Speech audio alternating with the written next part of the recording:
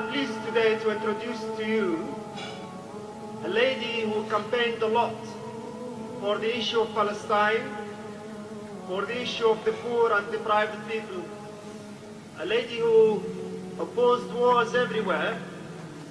She's a journalist, Lauren Booth. She's, as you know, the sister-in-law of the peacemaker Tony Blair. She has something to share with you today, and I leave it to her to share it with you. Lauren.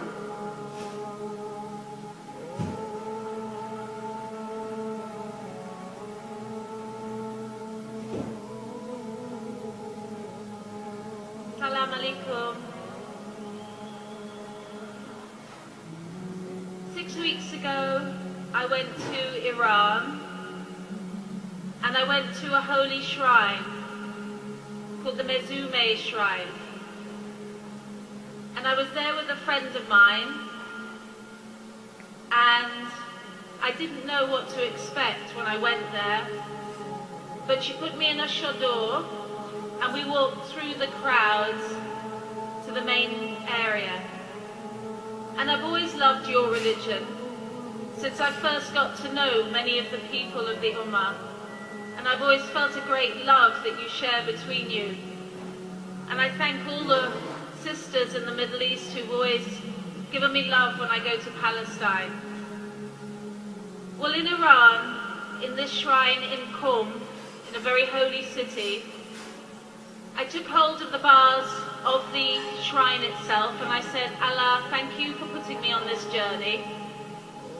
And if you can spare some time to look at Palestine and ease their pain, that would be great. And then I sat down on the floor of the shrine and I felt an overwhelming sense of peace. It's like a feeling I've never ever had before. I couldn't move for a very, very long time. I was so overcome with a feeling of absolute joy. It was like being in love. It was like being somewhere else. It was like being in myself and not myself at the same time. And that night I slept on the floor of the Mezume Shrine, with the women and the children having their food on the floor. And when I woke up in the morning, I knew that my life would never be the same again.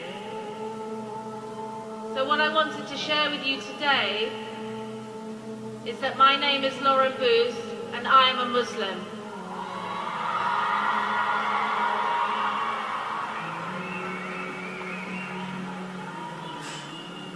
It's the first time I've said that in a public place, and I couldn't think of anywhere better to share it than with people like you.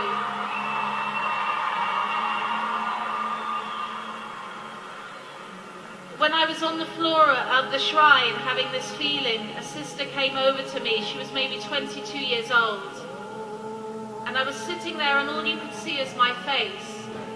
And she came and said, "Are you at peace?" And I thought, what a strange question. What else is there but this feeling of peace? Because I know now what you feel when you pray. And I know now that your religion is one of great joy and compassion and peace and love for each other. And thank you so much, Allah, for sharing that moment with me.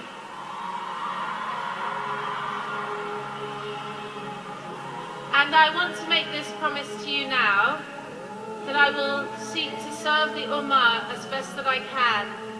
And I will remain loyal to Palestine and do what I can. And I will not hear Islam talked badly or stupidly about as an aggressive, violent religion, because I've had the feeling that you have when you pray. And now my daughter has something to say. Takbir! Takbir! Takbir! Allahu Akbar. Thank you.